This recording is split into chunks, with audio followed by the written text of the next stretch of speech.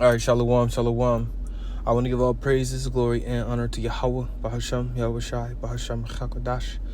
Double honors to the apostles and the elders of Great Millstone who rule well and who teach well. Much peace and mercy to the hopeful elect. You brothers and you sisters wholeheartedly waiting upon the Lord Yahweh to send his only begotten Son, Yahweh Shai, to deliver us from this captivity. To you I say shalom.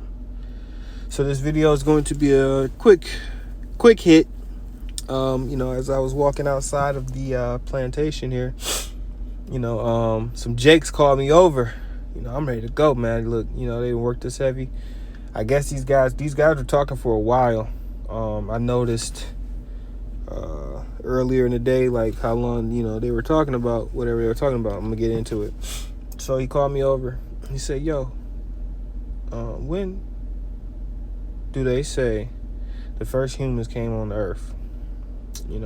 So me knowing what I know, I can't tell him whether there's a process of 12,000 years. And going into the scriptures, 2nd Ezra 14th chapter, right? Man was created on the 5th day, which was the 5,000 years. So if you subtract and you do the math, you can figure it out. However, Esau Edom tells you something clearly different. He says that the first humans on the earth was like from fossils were 100 million years ago, whatever number. I'm just throwing a number out there, but they do say that the earth was created or was formed from a big bang 180 plus something million years ago, right? Which is wrong. This is why we need the scriptures. This is why the Heavenly Father gave the answers within his word. You see? So when you go to 2nd Ezra, the 14th chapter, it gives you the different parts, right? 10 parts. And then the last 2,000 part. We're in that last part, that last 1,000 year. That goes into the prophecy of Hosea. Right? So, anyway, with that said, he asked me, I said, oh, well, shoot, I didn't know that, whatever. So he said, how long do you think the white man was on this earth? Right, and he gave a completely different number. I don't remember the numbers, but it was a huge gap. And Jake basically saying, white people are aliens and whatever, some bugged out shit. But the main reason why I'm making this video, the main reason why I wanted to say this is because the Bible was mentioned. Right, the other guy that was listening and conversating with the other dude. Basically said like, we actually the chosen people. That's what the Bible say, right? And now this guy's a 2/3 Shiva Jata, saying crusty little 2/3 dude, man, and him having this conversation with the other dude, which he's a older cat, well dressed, jewelry, really don't do much work, but he get paid type of guy. So you got two different spectrums of Jake, one who got pretty much money and the other one who's just kind of like, I guess, skating by. I don't know, I'm not trying to put him down or make stimulation. I'm just giving you a visual aspect of these type of characters. And the dude, Shiva Jata said, Shiva Jatas are dreadlocks, by the way, if you don't know. And basically, he said, we're their chosen people. That's what the Bible says. So the other guy, he didn't really know, but he was, oh yeah, the Bible say everything about that, whatever. So, in order to make this edifying, I do want to go into that aspect, the aspect of Jake. They're not going to truly understand this truth. However, to you out there who can hear, to you out there who have ears to hear, as it is written, Lord willing, this is beneficial to you. Now, the white man is not an alien, right? Because that was his statement. He said they're aliens. How can you be on this earth, right, and not be able to endure the sun? That was his point. His point meaning they were foreign. They were some other kind of creature that could not stand in the sun, and the sun is a natural creation. Well, he didn't know it was creation. He thought the earth rotates around the sun and all that garbage. But getting to the point here, Esau Edom is not an alien, right? He is the evil twin brother of Jacob, right? The so-called white man, I should say, who is Esau Edom in the Bible, is Jacob's evil twin brother. Now, when you go to Genesis, which I'm going to go to Genesis, I believe it's in the 29s. No, a little earlier than that. This is Genesis 24. Let me see. Salakia, bear with me 1 second.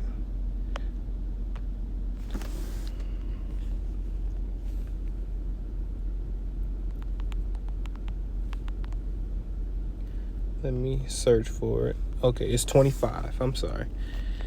It's been a minute since I went here, though. So this is Genesis 25 and 21. And Isaac entreated the Lord for his wife because she was barren. And the Lord Yahweh was entreated of him, and Rebekah, his wife, conceived. So basically, he went to a prophet. And that prophet, was inquired of the Lord. And what? Rebekah, she conceived. That means she received seed and she got pregnant. Verse 22, and the children struggled together within her. And she said, if it be so, why am I thus? So because they went to the Lord, they begged the Lord answered. She got pregnant, right? After being so long barren, trying to have kids, and they can't have kids. She finally was able to have kids. And now she has twins, right? Within her womb, right? So it says, and the children struggled together within her. And she said, if it be so, why am I thus? So if it was meant for me to have these kids, why am I going through hell? What's going on in my stomach? Why is this happening? And she went to inquire of the Lord. So she went to a prophet. And the Lord said unto her, 2 nations are in thy womb, and 2 manner of people shall be separated from thy bowels. And the one people shall be stronger than the other people, and the elder shall serve the younger. Now, this 2 nations is Jacob and Esau. You have 2 children that came out of her womb who will be 2 separate nations. Now, when you go down, verse 25, and the first came, I'm going to read down. Verse 24, and when her days to be delivered were fulfilled, so she 9 months, etc. Behold, there were twins in her womb. So twins, right? So not only did she not know that there were twins in there, but when she inquired of the Lord, that was the prophecy. 2 nations was going to be in your womb, 2 manner of people. So when the time came for her to bear these children, you're having twins. So you see? Verse 25, and the first came out red all over like a hairy garment, and they call his name Esau. So not an actual garment. He didn't come out hairy like a garment. He came out red like a hairy garment. You see? So the color of red. Now when you go to the precept, it tells you that they dyed the ram skins, right? Verse 26, and after that came his brother out, and his hand held hold on Esau's heel, and his name was called Jacob, and Isaac was 80 years old when she bare them. So Jacob held the heel of the baby Esau right out of the womb. No, you ain't going nowhere. They were fighting in the womb. You see? So Esau Edom was born. He actually was birthed through our foremother Rebekah. That's why they displayed his color. They said the first came out red all over, like a hairy garment. So why didn't it specify Jacob? Like, he came out brown all over like a, why? Because brown melanin was the natural color of people. Everyone was melanated, whether it was very dark, very light, etc. In between. So this character in the Bible, Esau Edom, became the nation of Edom, which is what you see out there. You see when a so-called white man gets very angry, they get red. They're red all over like a hairy garment. They're naturally some of them are pink, So it's not that they were aliens. It's not that they were, coming from a different planet and spying on us. No, the Lord created them like that because of why? The curse of Cain. The curse of Cain in Genesis, let's see. Genesis 4. And, Cain killed Abel. Abel was righteous. He had a righteous sacrifice unto the Lord. Cain didn't. So he was jealous of Abel's sacrifice. And because he was jealous, he decided he was going to kill his brother, through that jealousy. And what happened? Genesis 4 and verse 9. And the Lord said unto Cain, where is Abel thy brother? And he said, I know not. Am I my brother's keeper? And he said, what hast thou done? The voice of thy brother's blood crieth unto me from the ground. You see, so he killed his brother. Right, the blood is that crieth unto him from the ground is his spirit. It says, and now art thou cursed from the earth, which hath opened her mouth to receive thy brother's blood from thy hand. So this curse started with Cain killing his brother, and it went to his spiritual being, his reincarnated self as Esau Edom. So this is the curse. Verse 12. When thou tillest the ground, it shall not hence yield unto thee her strength. A fugitive and a vagabond shalt thou be in the earth. That's why they're so indifferent. They're weird. I mean, it's not why they're weird, but a fugitive and a vagabond. A vagabond is someone who's always on the go. They're always on the move, right? And I believe a fugitive, let me look it up because I don't want to give out the wrong information. The definition of a fugitive, a person who has escaped from a place or is in hiding, especially to avoid arrest or persecution. You see? So it's like, scriptures talk about in Job that they cried after him, that they wouldn't even let them be with their dogs because they were so fucking weird, man. Edomites are weird. You looking on social media, you go on social media and you scroll the reels, and now the next thing you know, you looking at some folly. And next thing you know, a fucking woman, a Edomite woman, a so-called white woman, letting her dog lick her all in the mouth. Hump on her leg or whatever. And then you're like, ugh, man, what the fuck? I don't want to see that shit. But that's the Edomite. They do that. They fuck with their animals. Especially dogs. It's something about dogs. They fucking love dogs. Right? 13. And Cain said unto the Most High, my punishment is greater than I can bear. Behold, thou hast driven me out this day from the face of the earth, and from thy face shall I be hid. Because the Lord cannot behold iniquity. And I shall be a fugitive and a vagabond on the earth, and it shall come to pass that everyone that findeth me shall slay me. So now he knows.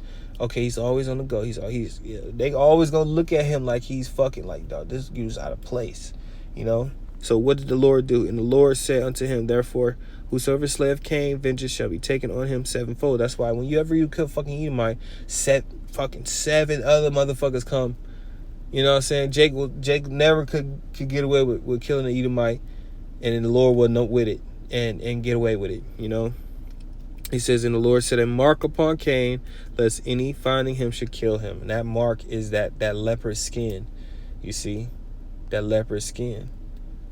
So, you see Edomites everywhere you go, man. You see them on TV. You see them at your job. You see them at your fucking favorite restaurant. You see?